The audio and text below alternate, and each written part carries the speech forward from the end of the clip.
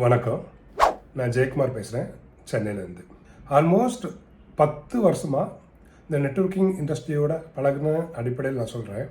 இந்த ஒரு தப்பு மட்டும் 99% கம்பெனி வந்து இது பண்ணிகிட்டே இருப்பாங்க. நான் ஃபோனில் பேசும்போது சொல்லிடுறேன், நேரில் வரும்போதும் சொல்கிறேன். இருந்தாலும் அவங்க ஏதோ கன்வே ஆகலைன்னு நினைக்கிறேன். ஆனால் கன்ஃபார்மாக என்ன பண்ணுவாங்க அப்படின்னா, அந்த கம்பெனியை ஒரு ப்ரைவேட் லிமிடெட் கம்பெனியாக ரிஜிஸ்டர் பண்ணிடுவாங்க. நீங்களும் இந்த ஐடியாவில் தான் இருக்கீங்கன்னு எனக்கு தெரியும். இது எந்த காரணத்தை கொண்டும் நீங்கள் ஸ்டார்ட் அப் கம்பெனியாக இருந்தீங்க இப்போ தான் பண்ண போகிறீங்கன்னா அது பண்ணாதீங்க. பண்ணால் மிகப்பெரிய 3 வகையான சிக்கலை நீங்கள் சந்திச்சு ஆக வேண்டியிருக்கும். முதல் விஷயம், பொதுவாக நெட்வொர்க்கிங் இண்டஸ்ட்ரி உள்ளவங்க பார்த்தீங்கன்னா இந்த 1 லட்ச ரூபா 2 லட்ச ரூபான்னு ஒரு ஸ்டார்ட் அப்பில் தான் ஆரம்பிப்பாங்க. நீங்கள் ப்ரைவேட் லிமிடெட் கம்பெனியாக ரெஜிஸ்டர் பண்ணீங்க அப்படின்னதுன்னா ஃபஸ்ட்டு பிரச்சனையே ஆடிட்டர் ஃபீஸ் 25,000 ரூபா ஆகும். இது எது உப்பு சப்பு கூட யூஸ் ஆகாது. அது 25,000 ரூபா கொண்டு கடலில் கொண்டு போடுற மாதிரி தான் ஆகும்.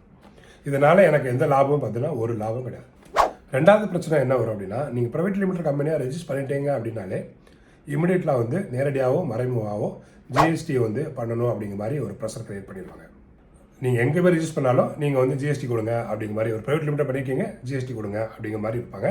ஆடிட்டரே அந்த ப்ராசஸ்க்கு உங்களை இழுத்துட்டு போயிடுவாங்க. ஏன் அப்படின்னாச்சுன்னா, நீங்கள் ஜிஎஸ்டி பண்ணால் தான் அவங்க மாதம் வந்து அவங்க வந்து உங்கள்கிட்ட வந்து 1000 ரூபா 2000 ரூபான்னு சொல்லி ஜிஎஸ்டி ரெஜிஸ்ட்ரேஷன் சார்ஜ் அப்படின்னு சொல்லி ஒரு சார்ஜ் வருவாங்க.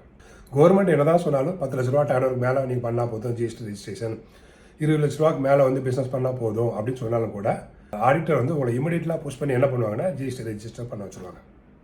மூணாவது சிக்கல் எங்கே வருது அப்படின்னாச்சுன்னா, நீங்களே வாலண்டரியாக நீங்கள் இந்த மாதிரி பிஸ்னஸ் பண்ண போகிறீங்க, இவங்களாம் என்னோட பார்ட்னர், ஏன்னா ப்ரைவேட் லிமிடெட் ரெஜிஸ்டர் பண்ணுறதுக்கு குறைஞ்சபட்சம் 2 பேர் இருக்கணும். நீங்கள் as a start up company பெரும்பாலும் என்ன பண்ணுவாங்கன்னா இண்டிவிஜுவலாக தான் பண்ணுவாங்க. நீங்கள் 2 பேர் இருக்கணும், 2க்கு மேற்பட்டவங்க இருக்கணும் அப்படிங்கிறது. என்னோட எக்ஸ்பீரியன்ஸில் சொல்கிறேன், 90% of the private registration company 6 மந்த்துக்குள்ளே எய்தர் புதுசாக 2-3 பார்ட்னர் வந்திருப்பாங்க, இல்லை இருக்கிற பார்ட்னர் வந்து விலகி போயிட்டு புது பார்ட்னர் வந்து அவங்க தேடிட்டு இருப்பாங்க. ஸோ இந்த மாதிரி டைம்லலாம் பார்த்தீங்கன்னா, ஒரு ரெஜிஸ்ட்ரேஷன் கம்பெனியாக நீங்கள் மாற்றிட்டீங்கன்னா இது பெரிய சிக்கல். இருக்கிற பார்ட்னர் ரிமூவ் பண்ணுறது, புதுசாக பார்ட்னரை கொண்டு வரது, இதெல்லாம் வந்து சிக்கல்.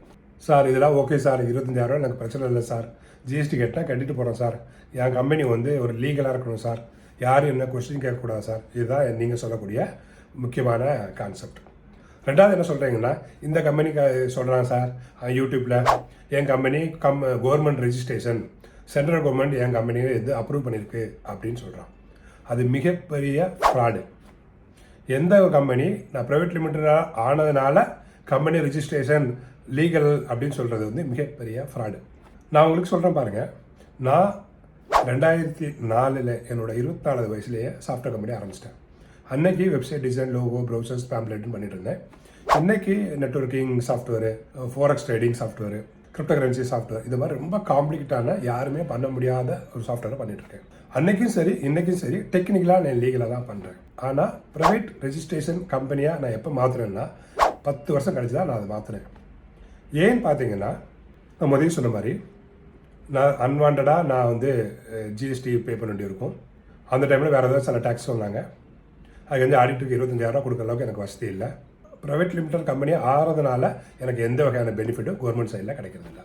ஏன்னா என்ன சொல்லுவாங்க, ப்ரைவேட் லிமிடெட் கம்பெனி ஆனோடனே என்ன வகையான பெனிஃபிட்னு சொல்கிறாங்க. ஃபஸ்ட்டு லைபிலிட்டினா கம்பெனி ஏதாவது லாஸ் ஆச்சு அப்படின்னுச்சுன்னா நீங்கள் அதுக்கு பொறுப்பு இருக்கண்டா, கம்பெனியோட சொத்தை மட்டும்தான் வந்து அவங்க வந்து நீங்கள் டிக்ளேர் பண்ணணும். உங்களோட தனிப்பட்ட சொத்து எதுவுமே வந்து கவர்மெண்ட் வந்து கிளைம் பண்ண முடியாது அப்படிங்கிறது தான். நெட்வொர்க்கிங் இண்டஸ்ட்ரியில் இருக்கிற எல்லாருக்கும் தெரியும், உங்களுக்கு ஒரு சிக்கல் வந்துச்சு அப்படின்னா உங்கள் சொத்து மட்டும் இல்லை, உங்கள் ஒய்ஃப் சொத்து மட்டும் இல்லை, உங்கள் பரம்பரையில் இருக்க எல்லா சொத்தையும் அவங்க வந்து ஜப்தி பண்ணிடுவாங்க. ஏன்னா நெட்வொர்க்கிங் வந்து மக்களால் செயல்படுற ஒரு இண்டஸ்ட்ரி. மக்கள் வந்து கொதிச்சு எழுந்து நீங்கள் தப்பு பண்ணீங்களோ இல்லையோ அவங்க நின்னாச்சுன்னா கவர்மெண்ட் இமீடியட்டாக சால்வ் பண்ண தான் ட்ரை பண்ணுமே தவிர, நீங்கள் ஒரு ப்ரைவேட் லிமிடெட் கம்பெனி, இது லிமிடெட் கம்பெனி, அதனால் இப்படி இல்லை அப்படி இல்லை, அதெல்லாம் வந்து ஒர்க் அவுட் ஆகாது. எஸ், இது பண்ணவே வேண்டாம்னா நான் அப்படி சொல்லவே இல்லை. குறைஞ்சபட்சம் ஒரு 6 மாதம் கம்பெனி நடத்துங்க.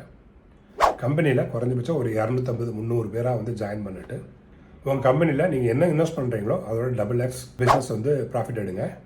அது கழிஞ்சு நீங்கள் ரெஜிஸ்டர் பண்ணிக்கிங்க, எந்த தப்பும் கிடையாது.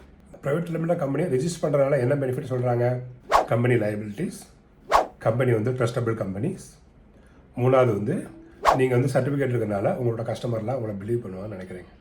ரியாலிட்டிஸில் இது எதுவுமே ஒர்க் அவுட் ஆகாது.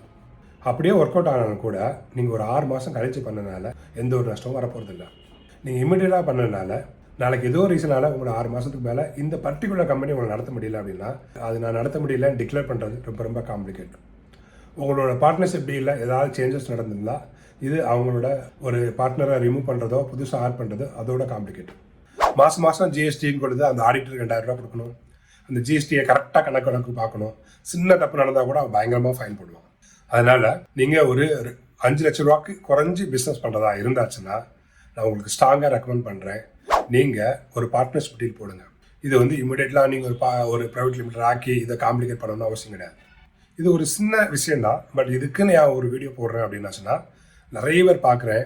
ஒரு 6 மாதம் கழிச்சு அவங்க போட்ட அமௌண்ட்டும் இல்லாமல் பிஸ்னஸும் சரியாக நடத்த முடியாமல் அவங்க கனவுலும் தொலைச்சிட்டு இந்த கம்பெனி சரியாக க்ளோஸ் பண்ண முடியாமல் விட்டனால 6 மாதம் கழிச்சோ 1 வருஷம் கழிச்சு வேறொரு கம்பெனி அவங்க உருவாக்கும் போது இந்த கம்பெனி நிறைய ஃபைனு, இந்த கம்பெனி நீங்கள் க்ளோஸ் பண்ணாமல் அந்த கம்பெனி ஓப்பன் பண்ண முடியாது, ஆடிட்டர் ஃபீஸு அப்படி இப்படின்னு நிறைய சிக்கலில் வராங்க.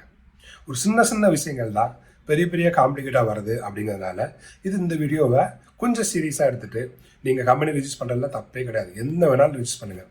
ஆனால் ஒரு 6 மாதம் கழித்து ப்ரைவேட் லிமிடெட் ஆரம்பிங்க. எடுத்தோடனே ஒரு பார்ட்னர்ஷிப் டீல் மட்டும் போட்டால் போதும். உங்களுக்கு இதை மாதிரி ஏதாவது டிப்ஸ் வேணும், நெட்வொர்க்கிங் பிஸ்னஸ் ரிஜிஸ்டர் பண்ணுறதுல ஏதாவது உங்களுக்கு ஐடியா வேணும், இந்த கம்பெனியில் ஆரம்பிக்கும் போது எப்படிலாம் ஆரம்பிக்கலாம், எனக்கு எப்படி பிளான் போடலாம், எந்த பிளான் போட்டால் பெஸ்ட்டாக இருக்கும், இது மாதிரி உங்களுக்கு ஏதாவது டவுட்னா கீழே என்னோடய வாட்ஸ்அப் நம்பர் கொடுத்துருக்கேன், என்னையை கான்டாக்ட் பண்ணுங்கள்.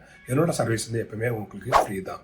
அதனால் எப்போ வேணாலும் என்னை கான்டாக்ட் பண்ணலாம். இந்த சின்ன சின்ன விஷயங்கள் உங்கள் பிஸ்னஸை அடுத்த கட்டத்துக்கு எடுத்துகிட்டு போகும்போது மாற்று கருத்தே கிடையாது.